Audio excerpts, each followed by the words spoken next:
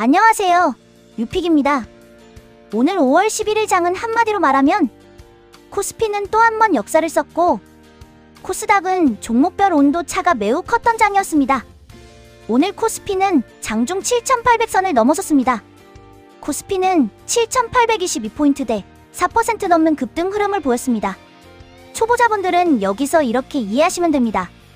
지수가 1%만 올라도 꽤 강한 장인데 오늘처럼 코스피가 4% 넘게 오른다는 건 시장 안에서 아주 큰 돈이 특정 대형주로 강하게 들어왔다는 뜻입니다. 그런데 중요한 포인트가 있습니다. 오늘은 시장 전체가 고르게 다 오른 장이라기보다는 삼성전자, SK하이닉스 같은 초대형 반도체주가 지수를 강하게 끌어올린 장이었습니다. 실제로 오늘 거래대금 상위권을 보면 SK하이닉스, 삼성전자, 현대차, SK스퀘어, 삼성전기, 삼성전자오, 삼성중공업, 삼성물산, 현대로템 같은 대형주들이 상단을 차지했습니다. 특히 SK하이닉스는 장중 190만 원을 터치하며 190만 닉스라는 말이 나올 정도로 강했습니다. 삼성전자도 28만 원대를 기록하며 신고가 흐름을 이어갔습니다. 여기서 초보자분들이 꼭 기억해야 할 부분은 이겁니다. 신고가 장에서는 강한 종목이 더 강해 보입니다. 하지만 이미 많이 오른 자리에서는 추격 매수보다 눌림과 수급 확인이 훨씬 중요합니다. 오늘 수급을 보면 코스피에서는 개인과 기관이 매수했고 외국인은 순매도 흐름이었습니다. 즉, 지수는 강했지만 외국인이 현물에서 계속 사준 장은 아니었습니다.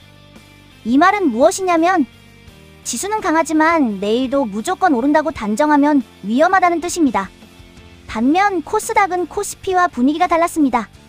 코스닥은 장중 1207포인트 부근에서 약보합 흐름을 보였습니다. 상승 종목도 있었지만 하락 종목 수가 더 많았고 기관 매도 부담도 있었습니다. 즉, 오늘 장은 코스피 대형주 중심의 강한 상승장, 코스닥은 테마별 순환매장으로 정리할 수 있습니다. 오늘 가장 강했던 메인 섹터는 단연 반도체입니다. SK하이닉스와 삼성전자가 지수 상승을 이끌었고 한울반도체, 미라반도체, 피델릭스, 티플렉스, IT센시티S, 두산퓨얼셀과 연결되는 AI 데이터 센터 흐름까지 함께 움직였습니다. 특히 오늘은 단순히 반도체가 올랐다가 아니라 대형 반도체 소재 장비 AI 데이터 센터 인프라로 돈의 흐름이 확산되는 모습이 나왔습니다. 초보자분들은 이렇게 보시면 됩니다. 삼성전자와 SK하이닉스가 시장의 중심 기둥이라면 그 주변에 붙는 장비주, 소재주, 테스트주, 광통신주는 후발로 따라붙는 종목군입니다. 다만 후발주는 상승폭이 빠른 만큼 다음 날 변동성도 훨씬 커질 수 있습니다. 그래서 내일은 반도체주를 볼 때 무조건 많이 오른 종목을 따라가기보다는 거래대금이 유지되는지, 장 초반 갭 상승 후 밀리지 않는지, 5일선 위에서 버티는지를 먼저 봐야 합니다. 두 번째로 강했던 축은 조선과 방산, 원전 기대감입니다. 오늘 한미조선 협력 강화 기대감으로 삼성중공업이 강세를 보였고 하나오션도 LNG 운반선 계약 소식이 부각됐습니다. 제공 공시 기준으로 하나오션은 LNGC 한 척 약 3,632억 원 규모 계약을 공시했습니다. 또 삼성물산은 삼성전자 지분 가치 상승과 원전 수주 기대감이 함께 부각되며 강했습니다. 여기서 핵심은 조선은 단기 테마가 아니라 수주와 실적이 같이 확인되는 업종이라는 점입니다. 삼성중공업, 하나오션, HD현대중공업, HD현대미포, HD현대마린엔진 같은 종목들은 이미 많이 오른 종목도 많기 때문에 내일은 무조건 추격보다 전고점 부근에서 버티는지 거래대금이 죽지 않는지를 봐야 합니다. 방산원전 쪽에서는 현대로템, 하나오션, 삼성물산, 두산에너빌리티 같은 종목들이 함께 체크 포인트입니다. 오늘 보조 섹터 중에서는 광통신과 AI 데이터 센터 인프라 흐름도 강했습니다. 대한광통신은 거래대금 상위권에 들어왔고 머큐리는 AI 데이터 센터발 광통신 인프라 수요 기대감으로 강세를 보였습니다. 우리 ENL하루틴도 광통신 대행 LED 정밀 제어 특허 이슈가 부각됐습니다. 이 흐름은 최근 시장에서 계속 반복되는 구조입니다. AI가 커지면 반도체만 필요한 게 아니라 데이터 센터, 전력, 냉각, 광통신, 네트워크 장비까지 같이 필요합니다. 그래서 내일 5월 12일은 대한광통신, 머큐리, 우리에네라루틴, 이노인스트루먼트 같은 종목들이 장 초반 거래 대금을 유지하는지 체크해볼 필요가 있습니다. 다만 이쪽은 급등락이 빠른 테마성 종목도 많기 때문에 초보자분들은 장 초반 10분 안에 급하게 따라가기보다 첫 상승 후 눌림에서 거래량이 줄어드는지를 보는 게 더 안전합니다. 오늘 또 하나 중요했던 흐름은 실적주였습니다. 코웨이는 1분기 호실적 소식에 강세를 보였고 한국콜마도 예상보다 좋은 실적 흐름으로 상승했습니다. 롯데쇼핑은 1분기 영업이익이 크게 증가한 점이 부각됐습니다. 시젠도 1분기 실적 기대감이 반영되며 강한 흐름을 보였습니다. 여기서 초보자분들이 배워야 할 것은 실적주는 뉴스가 나온 당일만 보는 게 아니라 다음날 기관 수급이 이어지는지까지 봐야 한다는 점입니다. 실적 발표 후 하루 급등하고 끝나는 종목도 있고 기관 수급이 붙으면서 며칠 더 추세를 이어가는 종목도 있습니다. 그래서 내일은 코웨이, 한국콜마, 롯데쇼핑, 시젠을 볼 때 장 초반 상승률보다 수급과 거래대금 유지 여부를 먼저 확인하는 것이 좋습니다. 오늘의 급등 테마 신규 상장개별 재료주. 오늘 상승률 상위권에서는 코스모로보틱스, 선도전기, 계양전기유, 민테크, 큐로홀딩스, 한울반도체, 미라반도체, 한솔테크닉스, 이노인스트루먼트 등이 강했습니다. 특히 코스모로보틱스는 상장 첫날 강한 흐름이 나왔고 큐라클은 글로벌 기술이전 계약 체결 재료가 부각됐습니다. 하지만 이런 급등주는 초보자에게 가장 위험할 수 있습니다.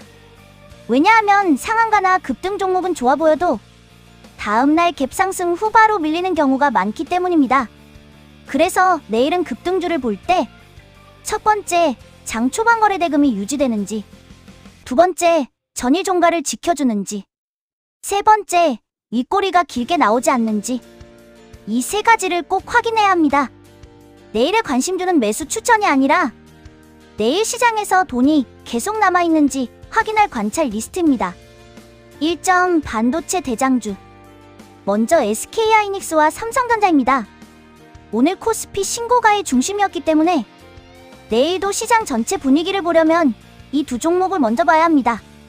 내일 체크 포인트는 간단합니다.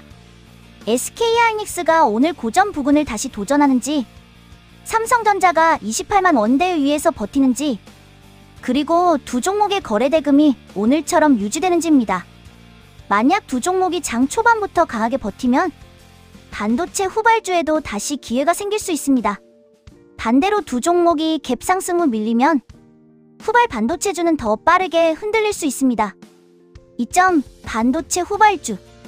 후발주에서는 한울반도체, 미라반도체, 피델릭스, 티플렉스, 한솔테크닉스를 관심권에 둘 수 있습니다. 다만 이 종목들은 이미 상승률이 높기 때문에 내일은 추격보다 눌림 확인이 중요합니다. 특히 전일 상한가나 20% 이상 급등한 종목은 장 초반에 너무 높게 시작하면 초보자 입장에서는 매수보다 관찰이 먼저입니다. 전일 종가를 지키는지, 거래량이 터지면서 다시 고점을 넘는지, 이 두 가지가 핵심입니다. 3점 조선방산원전. 조선 쪽에서는 삼성중공업, 하나오션, HD현대중공업, HD현대마린엔진을 체크할 수 있습니다. 오늘 조선주는 단순 테마가 아니라 수주와 한미협력 기대감이 같이 붙었습니다. 내일은 삼성중공업이 오늘 상승분을 지켜주는지, 하나오션이 LNGC 계약 재료 이후 수급이 이어지는지, HD현대마린엔진이 조선기자재 후발 흐름으로 따라오는지 보는 것이 좋습니다. 방산원전 쪽에서는 현대로템, 삼성물산, 두산에너빌리티를 같이 보면 됩니다. 4점 AI 데이터센터광통신. 내일 보조 테마로는 대한광통신, 머큐리, 우리에네라루틴, 이노인스트루먼트를 볼 수 있습니다.